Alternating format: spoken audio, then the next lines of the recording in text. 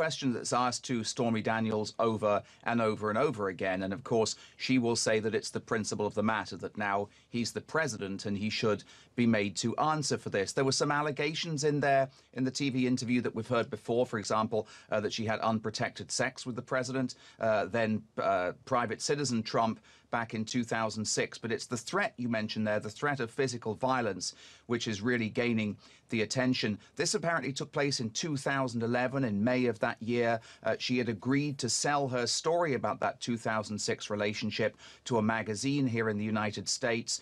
Apparently, his personal attorney, Michael Cohen, had then threatened to sue the magazine, and the magazine had dropped the story. And it was after that, she says, she was approached in a parking lot in Las Vegas outside a fitness class. She had her child with her, she says, and a guy walked up on me and said, "Leave Trump alone, forget the story." And he leaned around and looked at my daughter and said, "That's a beautiful little girl. It'd be a shame if something happened to her mom." And then he was gone.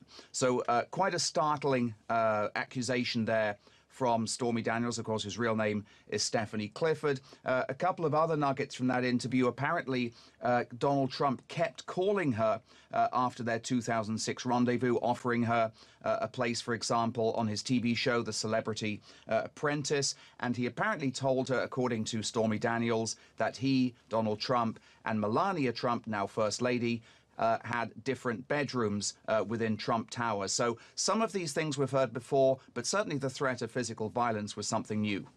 Steve, all that being said, President Trump, he's survived his fair share of controversies at this point. Is this latest scandal likely to have any sort of political impact on him?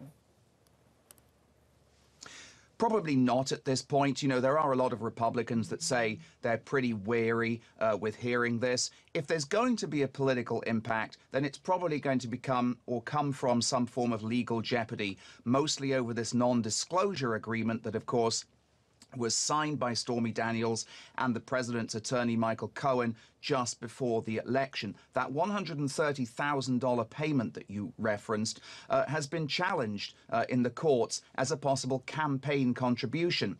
Cohen says he paid it out of his pocket, was not reimbursed by the Trump organization, and it was not disclosed as a campaign contribution. And that may, if true, may put him in some legal jeopardy. It's whether or not Donald Trump himself, then candidate Trump, knew about the payment. That's pretty much the legal jeopardy that could exist here. But of course, then there's also the issue of the personal relationship between the president and the First Lady. It's worth noting, I think, that Melania Trump and President Trump spent the evening of the interview in different states. The president traveled back to Washington here on Sunday. Melania Trump remained in Florida at their Mar-a-Lago resort on what the White House says was a previously scheduled spring break holiday.